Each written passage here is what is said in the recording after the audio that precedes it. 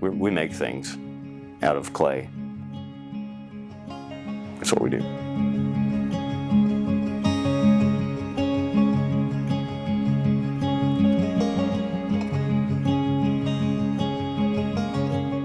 I just enjoy working with the clay.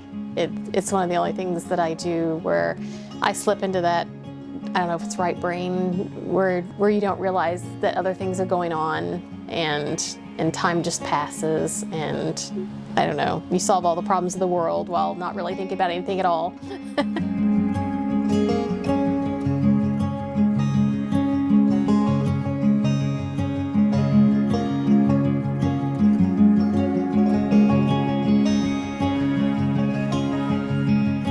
Like Pottery Supply, we have to go to St. Louis to get our clay and our glaze ingredients. Or digging it in a nearby creek and then processing it. Once that's been brought home, I mean, it's carrying 50-pound boxes in and stocking the shelves and cutting those open and separating blocks or wedging up old used clay and weighing things out. And so you build, and then you have to let that dry, and then you fire it. And then after that first firing, then that's when you glaze. I've probably mixed up, I don't know, several hundred glazes, and I like all of them for different reasons. And I have test glazes out on tiles now that I'm excited about that I haven't put on a pot. And there was a list of things to try.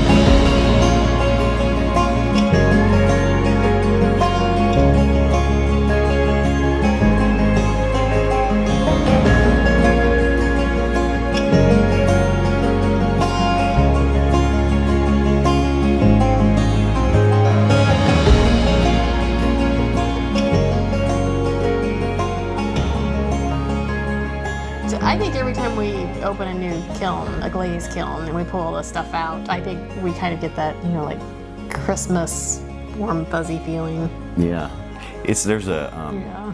when there's a kiln cooling and we're gonna open it for 8 hours at least. There's the what's the temp, and one of us is running down to look at the kiln, and that still go, you know, it's hundreds of firings, or I don't know, hundreds and hundreds of firings.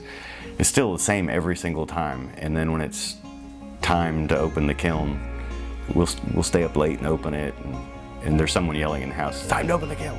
Yeah. So we get our coffee and we run downstairs and we open it, and it's exactly the same level of excitement now as it was in the beginning. That's pretty exciting.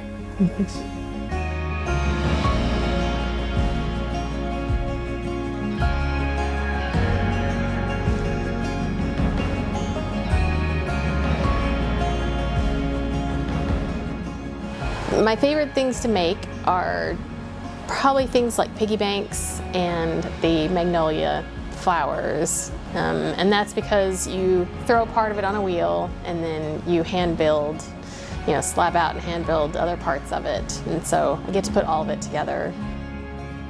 I do enjoy integrating other material into the clay, so pitchers with wooden handles or lidded vessels that have rock toppers or something like that. I like doing those types of things. Right now I'm into some Japanese-inspired teaware, and that's extremely exciting at the moment, but it'll be something different next week.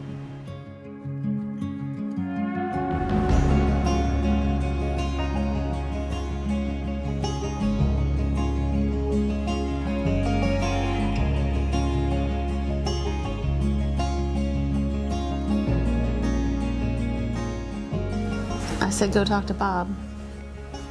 We need to make him some mugs. Yeah. Yeah. Something to that effect.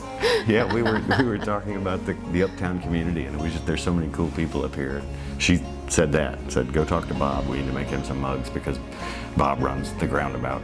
which is our local coffee shop. And that kind of opened all sorts of doors.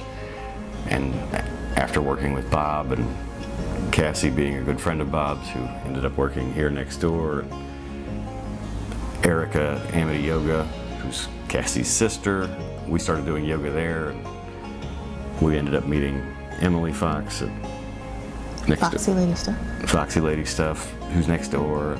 It's just, there's just all these people up here at High Street Station, Lynette, over at Barrel 131. It's just a great little corner full of people who've been a part of our lives and business. The market at Spanish Street Market, all those things just became a part of our lives. And it's not just a business, but it's the people we hang out with and we talk to and grow with, and we watch their businesses evolve, and it's great. Being at Juneberry is wonderful. We wanted to have a space in our hometown to share work, and we looked at several options. And Cassie, who runs Juneberry, is just a real good friend, and we align with her beliefs in most things, and we love her love of plants. I love plants, so we can share that. And then most of her customers, because they're just also people who really enjoy her passion and her character, end up being people that we appreciate a lot. So we get to share people and the space. It's just all great.